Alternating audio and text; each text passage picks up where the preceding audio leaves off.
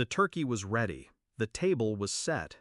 Every chair, polished, waiting. I had spent 3 days preparing. Candles, wine, dishes passed down from my grandmother. And then, silence.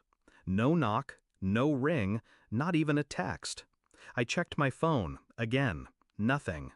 My stomach dropped, but I forced myself to sit at the head of the table, fork in hand, pretending it wasn't happening. And then, my phone buzzed. It was my sister. A post. A smiling photo of her dinner table. Everyone crowded around. My parents, my brothers, cousins, all of them. Captioned, "Our whole close-knit family chose my dinner." Not one of them had even bothered to call. I'll admit, at first I just sat there, staring at the empty seats around me. My chest ached, but my face stayed calm. I've learned something about myself. I don't lash out. I don't scream. I wait. Because revenge, when served cold, is far more satisfying. It wasn't always like this. Growing up, I was the afterthought, the quiet one. My sister sparkled, my brothers joked, my parents bragged about them. Me, I was tolerated. But I kept giving. Holidays, birthdays, dinners, always the one who hosted, always the one who tried to keep the family stitched together. And each year they pulled farther away, pretending not to notice my efforts. Thanksgiving was supposed to be my proof, my chance to show them I could be the anchor too. Instead, it became my breaking point. I didn't confront them. I didn't send angry texts. I booked a vacation. The next morning, while my sister uploaded more photos of her perfect family dinner, I was boarding a plane. Somewhere warm, somewhere beautiful, somewhere very, very visible. Because if there's one thing my family loves more than themselves, it's appearances. I planned my posts with precision.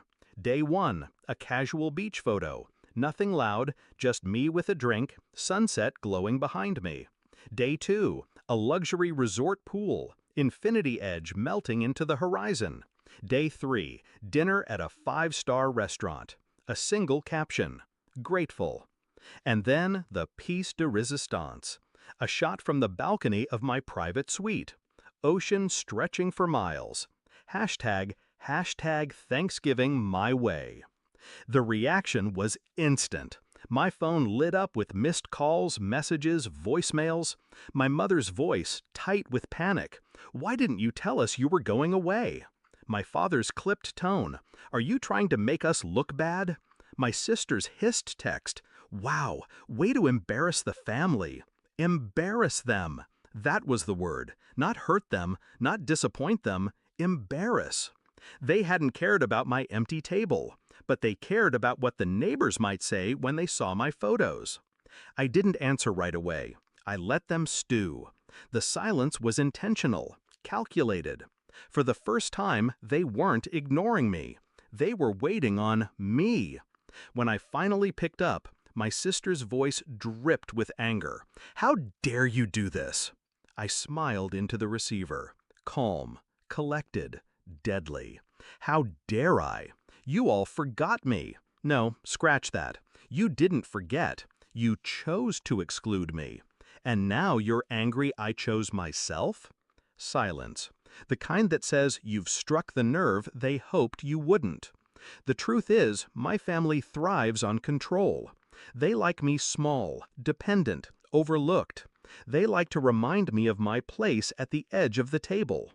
But that vacation wasn't just a getaway. It was my declaration. My way of saying, I don't need you. Not your dinners, not your validation, not your approval. And they felt it. Every post, every like, every comment, they saw a version of me that no longer begged for scraps at their table. When I returned, I hosted again. A smaller dinner. Friends, colleagues, neighbors. Laughter filled the room. Glasses clinked. The air warm with genuine connection. And once again, every chair was full. Except theirs. My family called, of course, asking if they could come by, if we could patch things up. I answered with the same restraint I always use. No, you made your choice, and so did I. Do I miss them? The idea of them, maybe, but not the reality. The reality was rejection, year after year. The reality was silence at my table while they smiled at someone else's. So, I built a new table, one where I'm not an afterthought. And the irony? Now they want a seat. That's the thing about betrayal. It teaches you who belongs in your life, who deserves the best of you. And sometimes, the sweetest revenge isn't destroying the betrayer, it's outgrowing them so completely that their absence feels like freedom. I don't think about that empty Thanksgiving table anymore. Not with bitterness, at least. Because now I know it wasn't a loss. It was the first clear sign that I was meant to stand on my own. And the photos from that vacation, I keep them framed. Not as proof to anyone else, but as a reminder to myself, I stopped waiting for their invitation and started living without it.